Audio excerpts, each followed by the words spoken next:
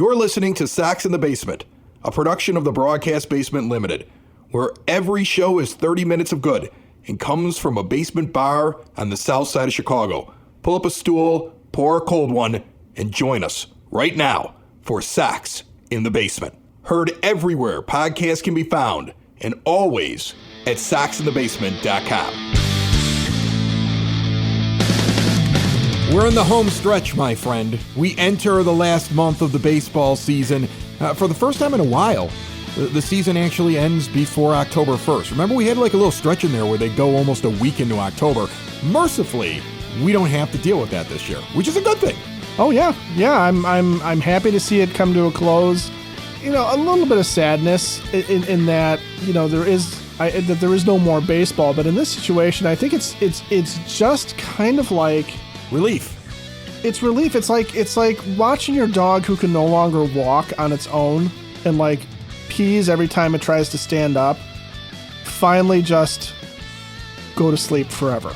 I was looking at the record of the Sox, and I want to look around all of Major League Baseball, and we got a great call that came in at soxinthebasement.com that poses a few very interesting questions about Luis Robert Jr. and Yoan Moncada that I'm going to get to before the show is over as well. But I was looking at the last 27 games here, if you count Friday night, which just happened, the show coming out on a Saturday. But in that last 27-game stretch of the season, the White Sox sitting at 31 wins right now. I put this into a calculator. I looked up the worst team in the modern baseball era. Like everybody's looking at the 62 Mets. I'm looking at the 1916 Philadelphia Athletics. I'm looking at over 153 games going 36-117 with a winning percentage of .235. And right now, if the Sox finish at 38-124, they will come in by hundredths of a point lower than that team. They would be, by winning percentage, the worst team in modern baseball history. I mean, it's pretty hard to compete with the teams from the 1800s. But from 1901 on, this would be the worst team in modern baseball history. And it's very attainable. That means they need 8 wins. If they go 7-20, they're going to make this record. If they go 8-19, unfortunately, they will not. Now, I don't want to say I'm rooting for it, but I'm kind of rooting for it. I kind of want Jerry Reinsdorf to own it. I'm actually looking at the schedule and thinking to myself, all right, this could happen on the road. Likely it happens in Detroit. Not a bad drive, right? Not a bad drive to go watch history. But you could look at that game, 1:10 start, sports media day of all days, at the end of September on the 26th against the Angels, and think to yourself, if they aren't close, they could clinch this at home with only 3 road games afterwards. And would people show up to watch it? And what do you think the White Sox reaction to that would be? Because you know that they're not going to take our good friend, the Sox Nerd Dave Marin, and tell him, make sure you plaster that up there with all the other stats. They're not going to put that up there. But the fans are going to know that it's there. And it would be so intriguing to get to the end of the month and see if it was possible for them to reach this mark in front of the home crowd. And would the home crowd show up? Would it be a festival-like atmosphere? Could we get an entire stadium filled with clown noses? How many sell the team Jerry's can we sneak into the stadium? What kind of t-shirts can be unveiled? But I wonder what it would be like if they could meet this record, if they could do something historic in front of the home crowd. And I would love to watch the team try to scramble dealing with a fan base that at times can be very sarcastic, biting, and has no problem attacking the organization. I mean, I can see it now. Silver and black clown wigs with nose attachments on them.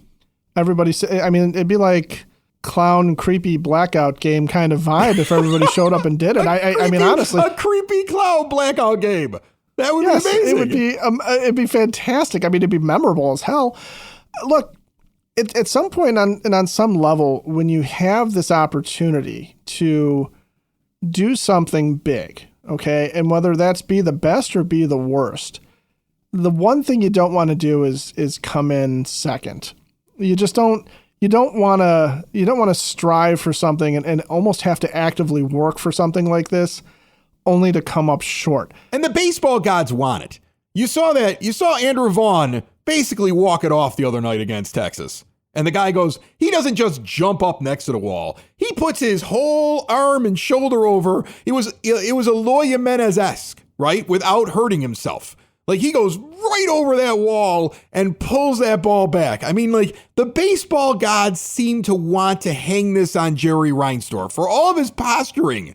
Whatever spirit surrounds the game is pointing a big, bony, like, Ebenezer Scrooge ghost-like finger at Jerry and the White Sox saying, you're getting this record. And imagine the party at Cork and Kerry at the park before that game. Like, imagine the festive atmosphere at 33rd and Princeton, people getting their award-winning burgers and their ballpark favorites, and definitely a lot of spirits will be flowing before and after that, and all the craft beers on tap and the indoor-outdoor seating. And remember, if you're going to be out there over the next month, go support a small business, go support Cork and Kerry at the Park, our good friends over there who have had to endure this season just like the rest of us. See more at corkandkerry.com. But, like, it seems as though baseball fate is not going to let the White Sox escape this. No, and in typical White Sox fashion, the guy who robs the home run turns around and the next day gets DFA'd by the Rangers. Yes! Because, Travis Jankowski got waived along with Robbie Grossman, former White Sox player. You do look at this and you sit there and you go, as much as like we can remember 2005 and feeling like that was a team of fate, right? We can also look at 2024 and feel like that this is a team of fate and go for it, guys. Just go ahead and lose. Because here's the thing. The only person who really has to wear it, there's a couple people publicly that have to wear it. I'm sure there's others in the organization that will certainly, suffer some pangs of guilt and hatred. But Jerry won because it's the ultimate futility for an owner who for 40 years has scarcely won anything. It has had every opportunity and the means to do so. And Chris Getz, who put together this roster and to a certain degree had to deal with the coaching staff and all that stuff. Those are the only two. I mean, if you're a player on this, Andrew Vaughn might be replacement level, but Andrew Vaughn can sit there and go, I did what I did, right? And if he feels like he played hard and he played to his max, he can do it. If Luis Robert Jr. lost his smile and wants to go deal with that, that's fine. The players collectively will move on, and a lot of them won't be White Sox players again. There's no way that this roster comes back as intact as we're looking at it. There's going to end up being wholesale changes because what else can Chris Getz do to prove that he's trying to come back from this? He can keep a couple of 2-3 guys, but for the most part, he's going to have to sit there and say, I got to do everything different, right? The young guys notwithstanding.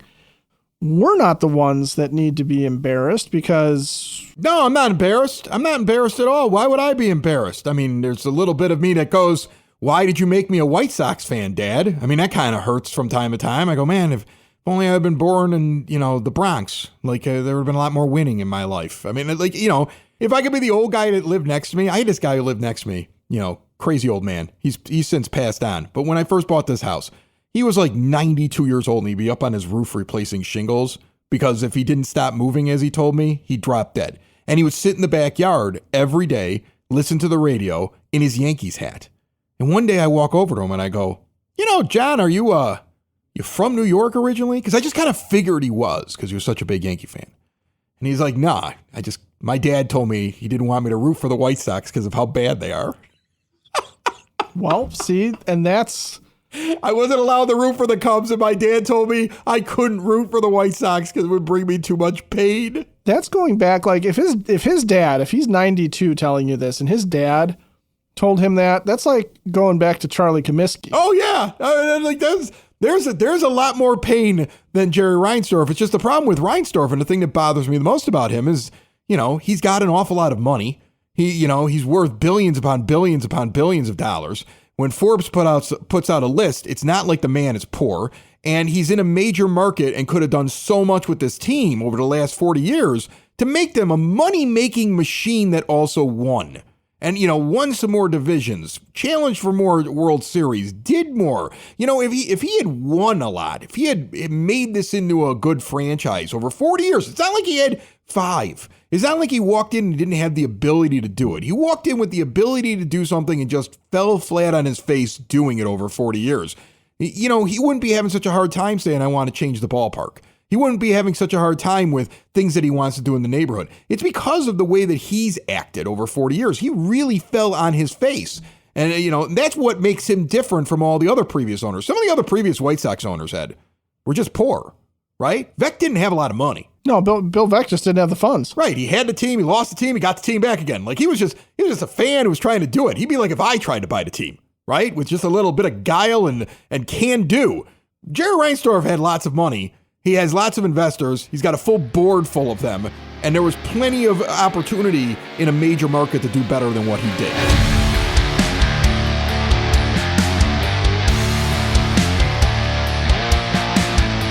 Sox in the Basement listeners, for exterior windows, doors, patio doors, and storm doors, look no further than Window and Door Superstore of Oak Forest.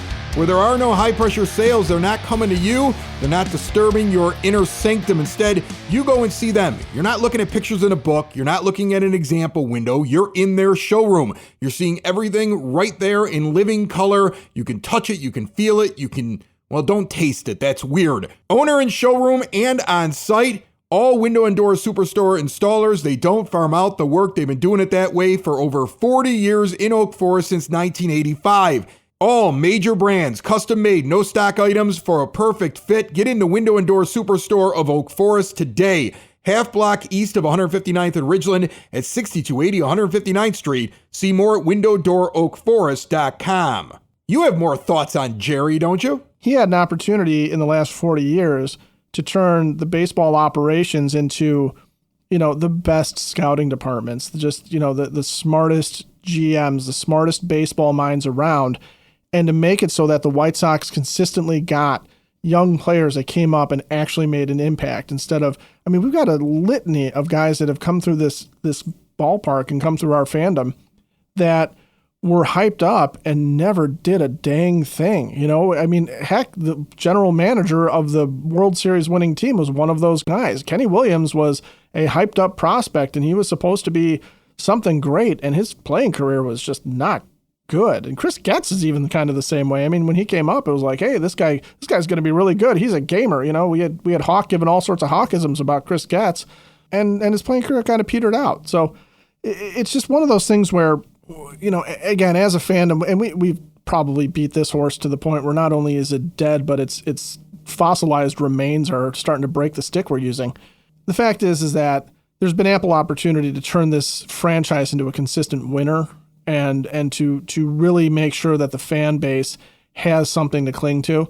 So now, as fans, I at least want to be able to sit there and say when a Cubs fan comes up and is like, hey, you guys sucked. Yeah, but we sucked harder than anybody else has ever sucked in the modern era of baseball. Give me that, okay? As a fan, give me, yes, but we're the worst of the worst. That's at least something. It has created phone calls like this one into soxinthebasement.com. Hey, all. I love your podcast. Serious question here. I got two questions for you. I feel the White Sox have been too white glove with their approach with their players. Someone like Moncada, who just clearly doesn't want to come back, just cut him.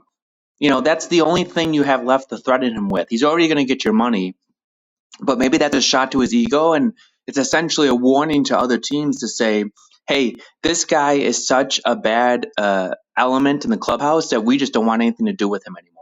And that's going to hurt his projections of getting more money, right? So I think that's something you have to leverage as a front office. Someone like Luis Robert, I keep hearing how, he's a broken man, he's done. You know what?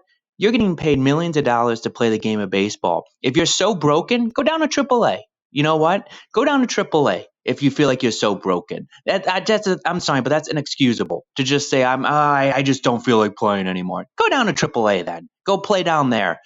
Same thing with Crochet. You feel like you need innings limits? Go down to AAA. Stop treating these guys with white gloves. Anyway, love you guys' podcast. Love to get your thoughts. And what I love about that call, Ed, is it's hard for me to argue with him. Like, I'm with you. Like, I don't know if you get rid of Moncada right now, if that kicks in next year's salary, like you're on the hook for it, so you have to just keep him within the organization so you can buy him out at the end. I don't know the logistics of it. You don't know how his contract's written. I really just honestly, I looked it up, you looked it up, can't figure it out, right? I wouldn't take him to the major leagues. I wouldn't let him come up here and feature himself. He took forever to get up here. He didn't seem like he was in a big hurry. You heard official stuff about like anticipated soreness, and you could tell that they were annoyed because it seemed like his timetable was constantly changing. And then if you're listening to the whispers that were coming out of Arizona, it sounded like he wasn't really in a hurry to join this mess that's in Chicago. So if he wasn't in a hurry and he's going to leave the team anyway, I don't see what the purposes of bringing him up and featuring him. I'm fine with that. And with the Luis Robert Jr. thing, I hear you. Look, I'm really disappointed in Luis Robert Jr. I really am. I am just kind of sick of watching him out there. Like, I get that you're down because of how things are going. You are getting paid though. I get that point. I get the idea of like, if he does, like, here's the thing. If he doesn't want to play, put him on the bench. Give Dominic Fletcher more looks. Get some of these other guys who you're trying to figure out what they are before it's all over. Get them out there unless you basically decided what I've decided, which is you have no talent. And I don't know where you're going to start finding it at. But if he doesn't want to go out there and play, or if he's not giving max effort, or if it's just going bad for him, unless there's something that they know, like he's trying to work through something and behind closed doors, he's got enthusiasm and he's trying to do something about it. And that's behind closed doors and we can't see it. If he really is the way that he looks when you watch him on TV, I don't know why he's got to be in the lineup every day. I get that point as well. Yeah, and there's a number of things too that don't make sense about it. Even if you are upset about how this season has gone, even if you're checked out because these games are meaningless and you don't really know how to motivate yourself, there's a couple of things. One, if you don't like the way this franchise is headed as Luis Robert Jr., okay, you're not doing yourself any favors because no one's going to invest in you if they think that you're going to pout at the first sign of difficulty, because even winning teams go through losing streaks. There's no such thing as a dominant Major League Baseball team. They all have issues, troubles, and struggles from time to time. It's a long season. Look at Mike Trout, who he's been compared to as, he could be the next Mike Trout. And we heard that before. We heard that over a couple of years. Could be the next Mike Trout. Well, Mike Trout's been just languishing in Anaheim, and he still puts in every effort. I mean, his body falls apart, but that's also like Luis Robert Jr. But you never hear of him being like, well, Trout's just phoning in the last couple of months because the season's lost and he's disgusted. No. You don't hear that. No, because at the end of the day, too, there's something to be said about just the personal pride in this game. I mean, there's an individuality to this game, and this is the other thing that always bothers me. There's an individuality to this game where your performance at the plate and your performance at the field are yours, and yours alone, okay? And that's where I can understand in somebody who wants to be a part of a team and somebody who it can get down and get dragged down by the doldrums that a losing season and a historically losing season can do to you. But at the same time, I mean, where's your pride?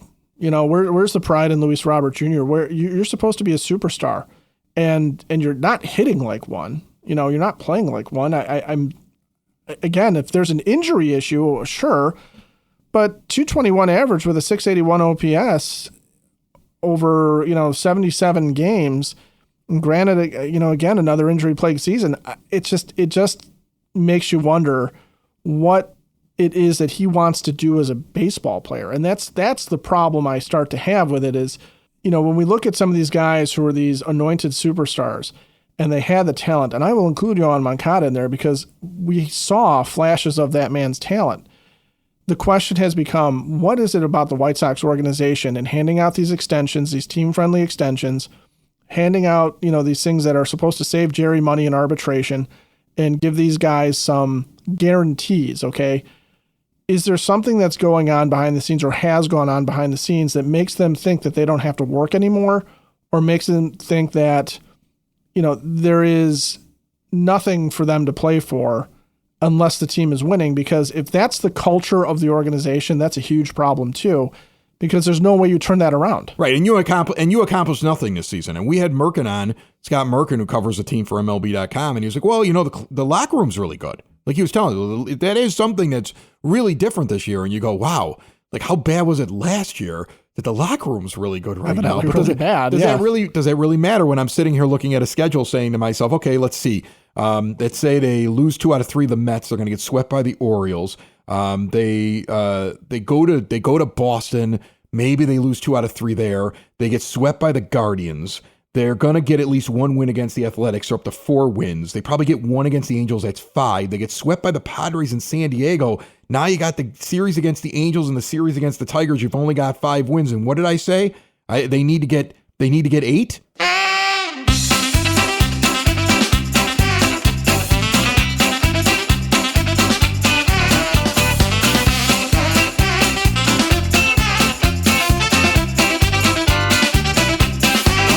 That music means only one thing as the month of August comes to a close, and only one more month of White Sox baseball remains in this incredible, likely historic season of White Sox baseball. We have the Sox Nerd on right now. Dave Marin sits up there on the scoreboard, puts up all those really awesome stats and tidbits, and he's brought to you today by the Village of Lamont. Want to experience a downtown with real history, great eats and drinks, and green spaces filled with adventure? Visit the Village of Lamont. Shop, dine, drink, explore, and see everything they have going on this weekend and beyond, including in the month of September an Oktoberfest with Pollyanna Brewing, in which Sox in the Basement will have a tent out there. Come find us. See it all at lamontdowntown.com. Nerd, what do you got for me this week? Chris, with September 1st approaching, let's take a look back at perhaps the greatest September call-up in White Sox history. His name was Craig Wilson, and he hit an unbelievable .468 in 13 games for the Sox after being summoned from AAA Calgary on September 1st, 1998. Wilson was the Sox 13th round pick out of Kansas State in 1992, where he played after graduating from Leiden Township High School in Franklin Park. An infielder, he steadily climbed through the Sox farm system in the mid-1990s, which included a year under manager Terry Francona at Birmingham in 1995. Wilson finally had a breakthrough season in 1998 for Calgary when he hit .302 with 14 homers and earning the team's MVP award. At age 28, with 754 minor league games under his belt, Wilson wasn't considered one of the organization's top prospects. That distinction went to the likes of Barcelo, Ordonez, and Caruso. You know who are good comps for this guy? Think about Tyler Saladino, Zach Remillard, Rami Gonzalez, and Danny Mendick. Versatile players who posted solid but not spectacular minor league stats. From the moment Wilson stepped into the batter's box at Comiskey Park, he was the Sox best player in September of 1998. Facing the Yankees, who were 138 at the time, and Andy Pettitte, Wilson doubled on the second big league pitch he saw. In his second at-bat, Wilson doubled again. After a ground out, Wilson capped his premiere with a home run to start the seventh off Jay Tessmer. The debut in the 9-5 victory over the future champs was one of, if not the most spectacular in Sox history. Wilson was, and still is, the only Sox player to score 3 runs in a debut, as well as homer and double twice in his first major league game. He did not stop there. Wilson had multiple hits in 7 of his next 9 games, with his average peaking at .520 after he went 4 for 7 with 2 homers in a 17-16 win at Detroit. His average hovered around .500 for 4 more games before he finished at .468. His average is the highest in a single season for any player with at least 50 plate appearances. Unfortunately, Wilson could not parlay that historic liftoff into a lengthy career. He was out of the bigs by 2001, joining the ranks of Sox flash in the pans along with Brian Simmons, Niles Nyman, Mike Caruso, and Yermin Mercedes. Before I get to my zinger, a reminder. You can access my blog at soxinthebasement.com, and there's plenty of Sox Nerd material on Twitter and on the scoreboard at Guaranteed Rate Field.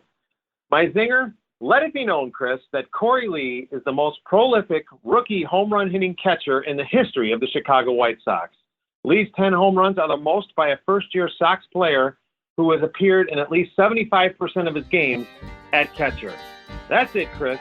More than you probably wanted to know about debuts, flashes in the pan, and Corey Lee.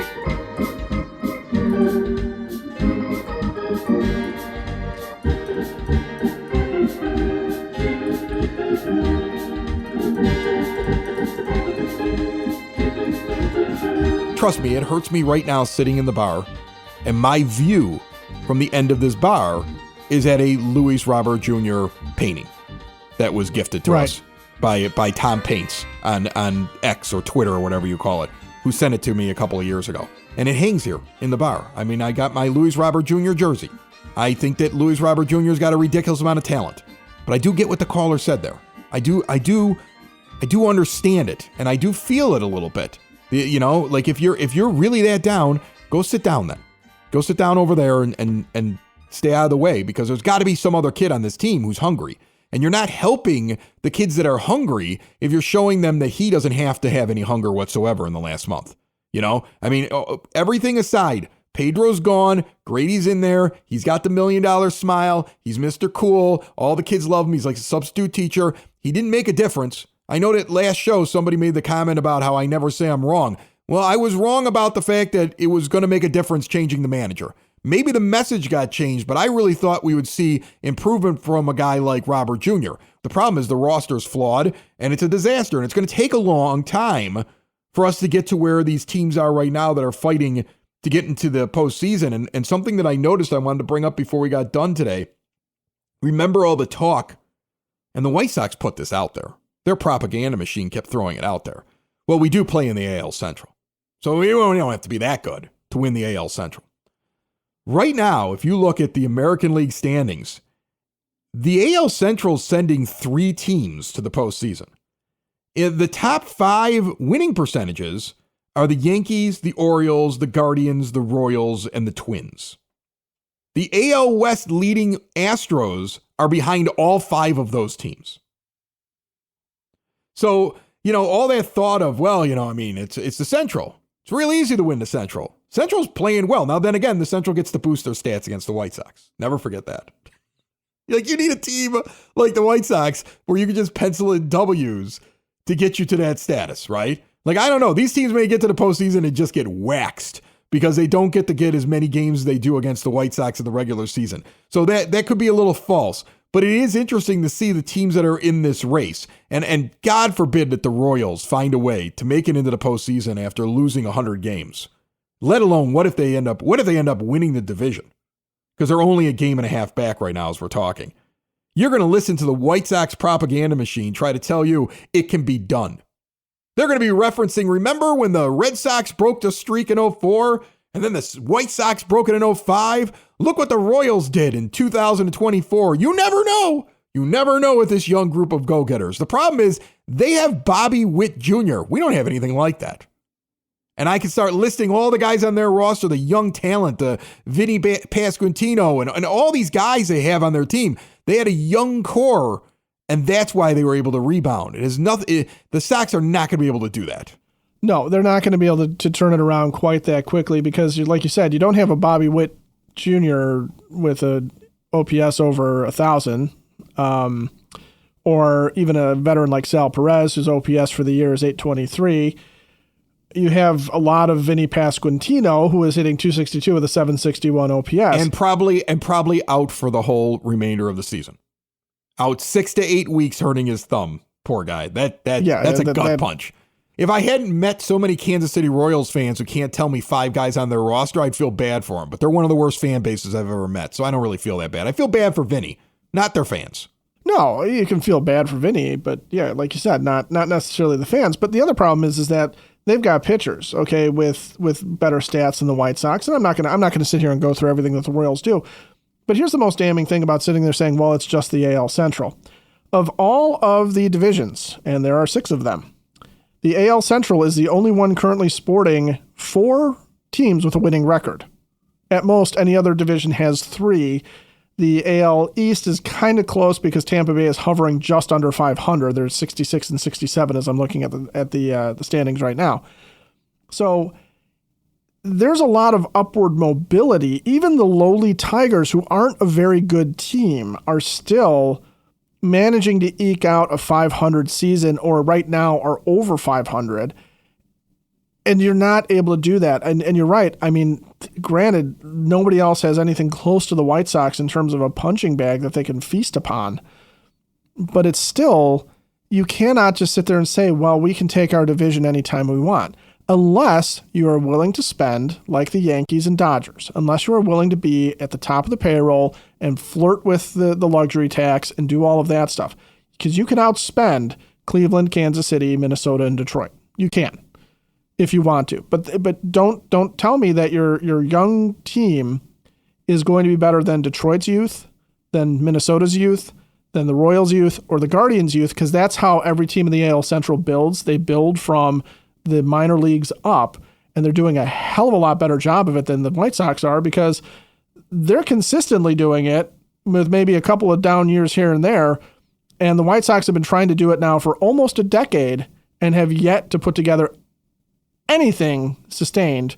And here we are again. We're talking about 3 or 4 guys total that you can count on, and a pitching staff that does not appear to be nearly as ready, for example, as the Royals pitching staff turned into this year.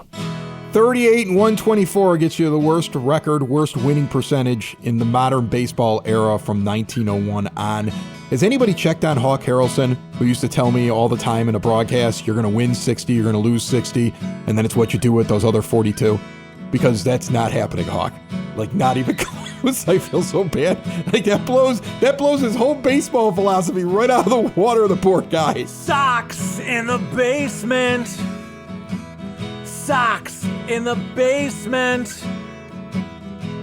Sox in the basement. Sox in the Basement. Heard everywhere podcasts can be found, and always on soxinthebasement.com.